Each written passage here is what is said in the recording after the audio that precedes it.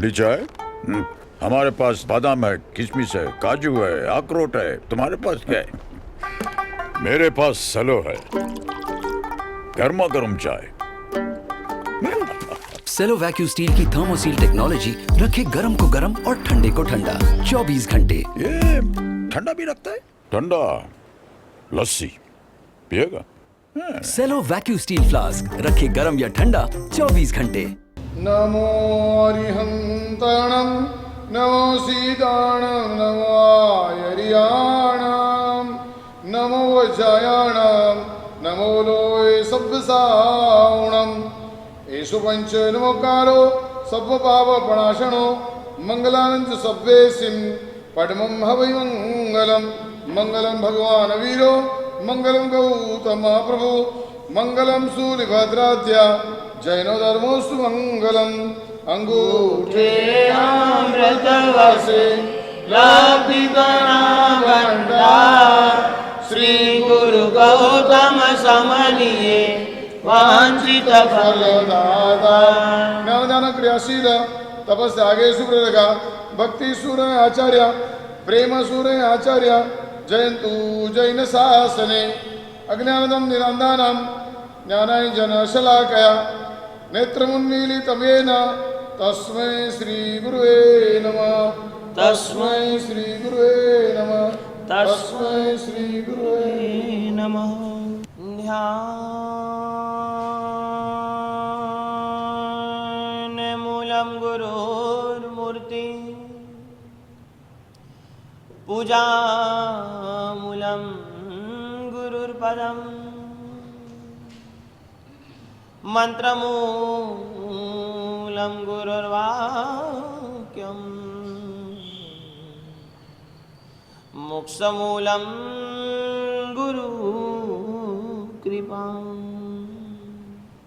जिया जिया सदा जिया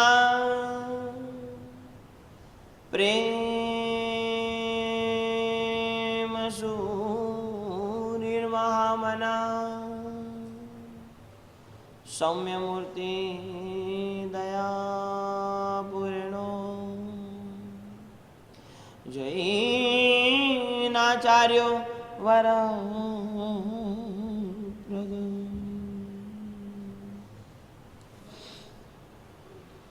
एक बार नगर में एक संत महात्मा पधारे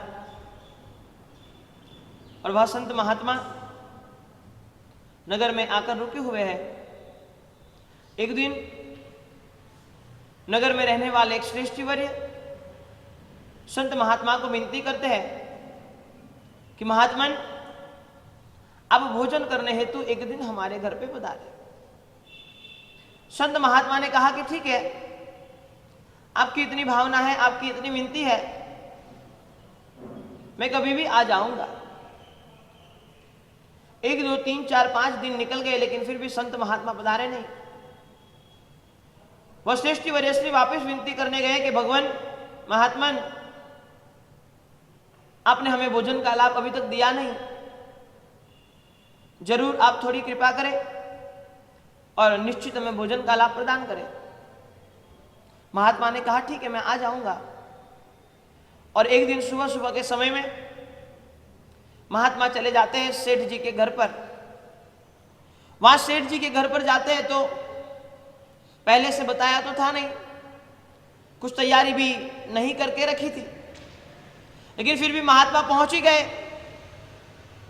सब तैयार हो गए, सब सजाग हो गए, सब आनंदित भी हो गए कि चलो आज एक बड़े संत महात्मा हमारे घर पे पधारे हैं, बहुत अच्छा भोजन का लाभ हमें प्राप्त होगा।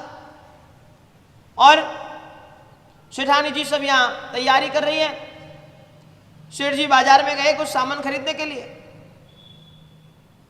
उतने में संत के मन में एक जिज्ञासा पैदा हुई। संत ने सेठानी जी को एक सवाल कर दिया, आपके बच्चे कितने हैं? सेठानी जी ने बता दिया मेरे 4 बच्चे हैं। संत ने दूसरा सवाल कर दिया कि बच्चे 4 है बराबर, आपके पास संपत्ति कितनी है?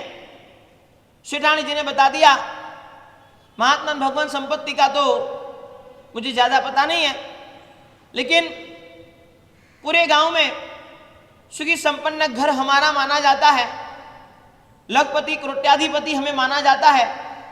आप सबके आशीर्वाद है, संतों महंतों के, परमात्मा की कृपा है और जीवन में कोई दिक्कत नहीं है, कोई तकलीफ नहीं है, बहुत संपत्ति है। संत आनंदित हुए, सेठ जी वापस आ गए, भोजन कर लिया। भोजन करने के बाद में महात्मा वापिस आश्रम जाने के लिए निकलते हैं।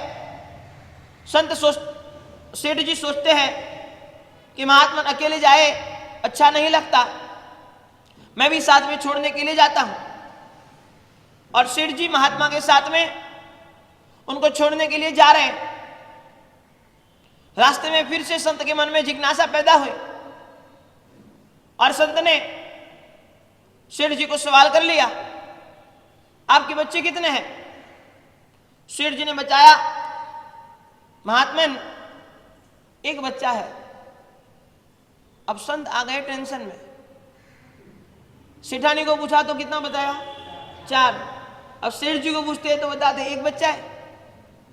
अब संत को लगा कि ये मेरे से झूठ बोल रहा है, माया कपट कर रहा है, क्या कर रहा है पता नहीं, पर ठीक है उसकी मर्जी। दूसरा सवाल खड़ा कर दिया उसके सामने, आपके पास संपत्ति कितनी है? जो सेम सवाल सेठानी जी को किया था वही सवाल सेठ को कर दिया। सेठ जी मैं आपसे पूछना चाहता हूं आपके पास संपत्ति कितनी है? सेठ जी ने बता दिया, महात्मन आपसे क्या छुपाना, मेरे पास 1 लाख रुपए की संपत्ति है। महात्मन और टेंशन में आ गए। सेठानी जी बोलती है करोड़ों रुपए है, लाखों रुपए है, नगर में सबसे धनिक घर हमारा माना जाता है। और सेठ बोलता है 1 लाख की संपत्ति, ज्यादा संपत्ति नहीं है। संत के मन में ख्याल आया, शायद उसे लगा होगा कि मैं ज्यादा बोलूंगा तो संत महात्मा कुछ परोपकार के कार्य बता देंगे, उससे अच्छा कम ही बताओ। यह भय से उसने कम बताया होगा, लेकिन संत के दिमाग में से वो जाता नहीं था, संतान एक ही क्यों बताया और संपत्ति इतनी कम क्यों बताई। अब संत के मन में और जिज्ञासा खड़ी हुई, उन्होंने तीसरा सवाल कर लिया और संत ने सेठ जी के सामने तीसरा सवाल रखा कि सेठ जी आपकी आयु कितनी है? सेठ जी ने बता दिया, महात्मन मेरी आयु 40 साल की है। अब महात्मा ने सोचा कि संतान में झूठ बोले वो समझ सकते हैं, संपत्ति में झूठ बोले वो समझ सकते हैं, लेकिन शरीर की आयु में व्यक्ति झूठ कैसे बोल सकता है? दिख रहा है 60, 65, 70 साल उनकी आयु हो गई है, लेकिन फिर भी बता रहे नहीं आए मेरी आयु 40 साल ही है। संत को कुछ जचा नहीं, उनके दिमाग में कुछ बैठा नहीं, लेकिन फिर भी सेठ ने कहा, संत ने सुन लिया। रास्ते से दोनों जा रहे आश्रम पे पहुंच गए और आश्रम में संत को रखकर जब सेठ जी रवाना होने का सोच रहे थे तब संत से नहीं रहा गया और तब जाके वो सेठ जी से प्रश्न कर लिया कि सेठ जी मैंने आपको 3 सवाल किए और तीनों सवाल के झूठ आपने मुझे जवाब दिए।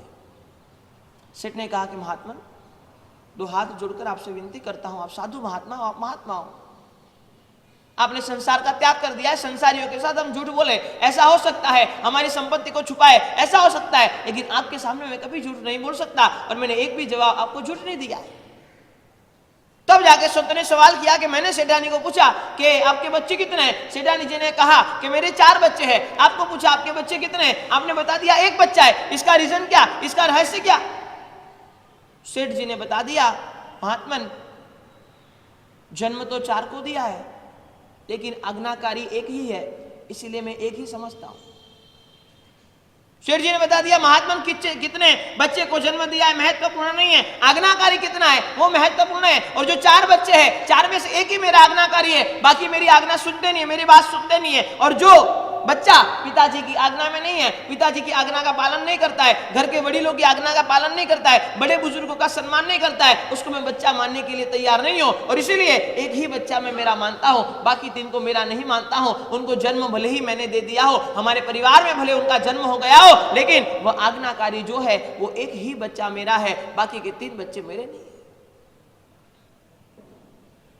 एक चीज समझ लेना, हमारे शास्त्रों में कहा गया है आपके संतान चाहे कम हो चाहे ज्यादा हो, लेकिन संतान को जितना तैयार करोगे जितना संस्कारित करोगे, जितना आज्ञाकारी बनाओगे, और जब बचपन से आपने उसको संस्कार देकर, बचपन से आपने उसको सिखाकर, बचपन से आपने उसको अच्छी अच्छी बातें बताकर जब बड़ा किया होगा ना, वह एक संतान भी आपको जीवन भर संभालेगा। वरना 5 भी होगे ना तो भी जीवन का अंतिम समय वृद्धाश्रम में जाएगा, कोई नौकार सुनाने वाला नहीं मिलेगा। यह हालत हो सकती है। 5 है फिर भी निरर्थक हो सकते हैं, 1 है फिर भी सार्थक हो सकता है। और इसीलिए शेर ने बता दिया, भगवान मेरा तो एक ही आज्ञाकारी है, बाकी के 3 तो निकम्मे हैं, कुछ काम के नहीं है, मेरी बात सुनते भी नहीं है। और इसीलिए मैं कहता हूं कि मेरा एक ही संतान है। आचार्य चाणक्य ने बहुत एक अच्छा श्लोक लिखा है, एकेनापि सुपुत्रेण सिंह स्वपिति निर्भयम सहैवी दशभि पुत्रे भारम वहति गर्दभि। आचार्य चाणक्य हमें बता रहे, एकेनापि सुपुत्रेण सिंह स्वपिति निर्भयम। जो शेरनी होती है ना, शेरनी, उसका एक बच्चा होता है, शेर या शेरनी का एक बच्चा होता है, लेकिन वह एक बच्चा भी उसको कुछ टेंशन नहीं होता है। उसको पता है कहीं पर भी चला जाएगा, चाहे कितना भी छोटा है, लेकिन मार खा के नहीं आएगा, मार के ही आएगा, इतना उसको विश्वास होता है। और शांति से सो जाती है, उसको कोई दिक्कत नहीं होती है, उसको कोई परेशानी नहीं होती है। मेरा बच्चा छोटा है, कहाँ जाएगा, कौन ले जाएगा, कोई चिंता नहीं। इसलिए आचार्य चाणक्य ने कहा कि एकेनापि सुपुत्रेण सिंह स्वपिति निर्भयम्, आराम से सो जाती है वो शेरनी, सोचती नहीं है मेरा बच्चा कहाँ जाएगा। और दूसरे पद में बहुत अद्भुत बात कर दी, सहैवी दशभि पुत्रे भारम वहति गर्दभि। जो गधा होता है और जो गधी होती है, उसके 10 बच्चे भी होते हैं ना, फिर भी जीवन के अंतिम सांस तक, जीवन के अंतिम समय तक उसको भार वहन करना पड़ता है, उसको मजदूरी करनी पड़ती है, उसको मेहनत करनी पड़ती है, उसको टेंशन रहता है मेरे बच्चे का क्या होगा, क्या होगा, क्या होगा, क्या होगा, क्या होगा। और इसीलिए हमारे शास्त्र बताते हैं, हमारे पूर्वाचार्य भगवान बता रहे हैं, हमारे धर्मग्रंथ बताते हैं कि बच्चे कितने महत्वपूर्ण नहीं है। कैसे है? आज्ञाकारी है तो समझ लो आपका 1 भी 100 के बराबर है, और आज्ञाकारी नहीं है तो 100 भी आपके लिए 0 के बराबर है। इसीलिए सेठ ने बता दिया कि भगवान ऐसे तो बच्चे 4 है, लेकिन आज्ञाकारी 1 ही है, इसलिए मैं 1 ही आपको जवाब दिया। आपने दूसरा प्रश्न किया, भगवान ने बताया कि मैंने सेठानी जी को तो पूछा था, और सेठानी जी ने बताया था कि संपत्ति की कोई कमी नहीं है भगवान, बहुत संपत्ति है, गांव में सुखी संपन्न घराना सबसे बड़ा हमारा घराना माना जाता है। लेकिन आप कहते हो कि मेरे पास 1 लाख रुपए की संपत्ति, ज़्यादा संपत्ति नहीं है, इसका रीज़न क्या? और सेठ ने बहुत अद्भुत बात बता दी। सेठ ने कहा कि भगवान मैं धर्म को जानता हूँ, धर्म को समझता हूँ, और समझने के बाद मैं इतना ही समझा हूँ, जितना हम परोपकार के लिए खर्च करते हैं उतना ही हमारा होता है। बाकी तो बैंकों में जमा पड़ा रहता है, बाकी पूंजियों में जमा पड़ा रहता है, बाकी भंडारों में जमा पड़ा रहता है, बाकी कबाटों में जमा पड़ा रहता है, बाकी इधर का इधर रह जाता है, बाकी सब धरे के धरे रह जाता है, कुछ काम नहीं आता। लेकिन जितना परोपकार में हम यूज कर लेते हैं, जितनी संपत्ति का परोपकार में सदुपयोग कर लेते हैं, जितनी संपत्ति को दान के स्वरूप हम बहा देते हैं, दान के स्वरूप हम सत्कार्य के स्वरूप हम सदुपयोग कर लेते हैं, उतनी ही संपत्ति हमारी। और मेरे जीवन में मैंने आज तक 1 लाख रुपए का दान किया है। इसलिए मैं आपसे 2 हाथ जोड़कर बता दिया,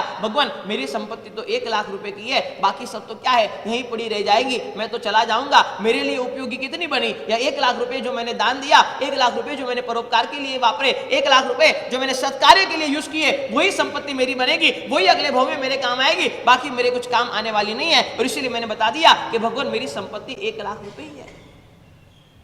और तीसरा सवाल संत ने कर लिया कि मैंने आपकी आयु पूछी, आपने बता दिया कि आयु मेरी 40 साल है। तब सेठ जी ने वह भी बता दिया, उसका भी रहस्य बता दिया कि भगवान मेरी आयु शायद 40 साल इसलिए मैंने बताया क्योंकि शायद मेरी शरीर की उम्र तो 65 साल हो गई, लेकिन आज से 40 साल पहले कोई महात्मा से मेरा संपर्क हुआ था और उन्होंने मुझे धर्म को समझाया था, उन्होंने मुझे सत्संग किया था, मैंने उनके साथ में, और उसके बाद में मेरे जीवन में धर्म का परिवर्तन आया था, मेरे जीवन का परिवर्तन आया था, मेरे जीवन में धर्म का प्रवेश हुआ था। और मैं मानता हूं कि जीवन में धर्म का प्रवेश होने के बाद में ही जितना जीवन गया वो ही हमारा है, बाकी का पहले का तो सब निरर्थक था, न समझ थी, न शक्ति थी, न कुछ धर्म करते थे, बस ऐसे ही खाते थे, पीते थे, सो जाते थे, उठ जाते थे, ऐसे ऐसे जीवन चलता था। उसके लिए मुझे लगता है कि 40 साल मेरे सार्थक है, बाकी के 25 साल तो मेरे निरर्थक है। बस यही बात सेठ ने बता दी भगवान को, और संत आनंदित हो गए कि नहीं, बहुरत्ना वसुंधरा, हकीकत में ऐसे ऐसे जीव ये संसार में बने हुए हैं, तब जाकर ये हमारा धर्म टिका हुआ है, तभी हमारी आराधनाएं चलती रहती है, तभी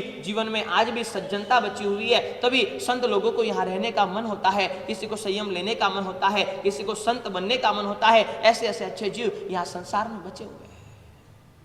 मैं आपसे यही कहना चाहता हूँ, आचार्य भगवान हमारे शांति सुरेश्वर जी महाराज साहब आपसे यही कहना चाहते हैं, आपका जीवन करीबन करीबन एक बार देख लेना, या तो संतान के पीछे, या तो संपत्ति के पीछे, या तो शरीर के पीछे। करीबन करीबन आप आपके 24 घंटे को देखोगे तो आपको पता चलेगा कि या तो मैं संतान के लिए कड़ी मेहनत कर रहा हूं, या तो संपत्ति प्राप्त करने के लिए कर रहा हूं, या तो मेरे शरीर को संभालने के लिए कर रहा हूं। लेकिन शास्त्रकार भगवत कहते हैं कि यदि ये तीन चीजों में जो क्वालिटी हमने बताई, संतान यदि आज्ञाकारी नहीं है, आपके संतान निरर्थक है, शरीर यदि धर्म के साथ जुड़ा हुआ नहीं है, आपका शरीर निरर्थक है, और आपकी संपत्ति यदि दान के क्षेत्र में प्रवाहित नहीं होती है, आपकी संपत्ति निरर्थक है। मैंने पहले भी बताया था, पैसे को पुण्य में कन्वर्ट कर लो तो बच जाओगे। यदि पैसे पैसे ही रह गए, वो कागज के टुकड़े रह जाएंगे, वो ऐसे के ऐसे धरे रह जाएंगे, कुछ काम नहीं आएंगे। लेकिन वही पैसे को यदि हम पुण्य में कन्वर्ट कर लेते हैं, निश्चित वह पैसे हमारे लिए उपयोगी बन जाते हैं, निश्चित वह पैसे हमारे पर्व हमें साथ देने वाले बन जाते हैं, निश्चित वह पैसे हमें परोपकार करवाने के लिए वह मजबूत बन जाते हैं। और इसलिए मैं आपसे कहना चाहता हूँ कि जीवन में जो भी आपको तीन क्वालिटी मिली हुई है, चाहे संपत्ति, चाहे संतति, चाहे शरीर, तीनों का सदुपयोग जितना कर पाओगे उतना ही आपके लिए वह सार्थक बनेगा। और यही बात आचार्य भगवान शांति सूर्य सूर्य महाराज साहब हमें बता रहे हैं। भाव श्रावक के 21 गुण, और 21 गुणों में आगे चढ़ते चढ़ते चौथे गुण की बात चल रही है, और वह चौथे गुण में भी तीसरे नंबर की बात, दान की बात हम कर रहे हैं। आपको लगेगा कि महाराज साहब पिछले 4 दिनों से हम दान की ही बात सुन रहे हैं, अलग अलग एंगल से, अलग अलग ढंग से, अलग अलग उदाहरणों के साथ, अलग अलग मुहावरों के साथ मैं आपको समझाने की कोशिश कर रहा हूं। और इसके लिए इस पर इतना ज्यादा प्रेशर दे रहा हूं क्योंकि एक चीज समझ लेना, संपत्ति के साथ में आपकी इतनी मूर्छा है, इतनी मूर्छा है, इतनी मूर्छा है कि उसको तोड़ने के लिए, बाकी सबके लिए तो एक प्रवचन में आप समझ जाते हो, परमात्मा के दर्शन करने जाने आप एक प्रवचन में समझ जाओगे। लेकिन एक चीज समझ लेना, इस संपत्ति की मूर्छा तोड़ने के लिए आपको 100 प्रवचन भी दे देना, फिर भी आपको प्रयत्न करना पड़ेगा, फिर भी पुरुषार्थ करना पड़ेगा। ठंडी चाय? हमारे पास बादाम है, किशमिश है, काजू है, अखरोट है। तुम्हारे पास क्या है? मेरे पास सलो है, गर्मा गर्म चाय। सेलो वैक्यू स्टील की थर्मोसील टेक्नोलॉजी रखे गर्म को गर्म और ठंडे को ठंडा 24 घंटे। ये ठंडा भी रखता है? ठंडा लस्सी पिएगा? सेलो वैक्यू स्टील फ्लास्क रखे गर्म या ठंडा 24 घंटे।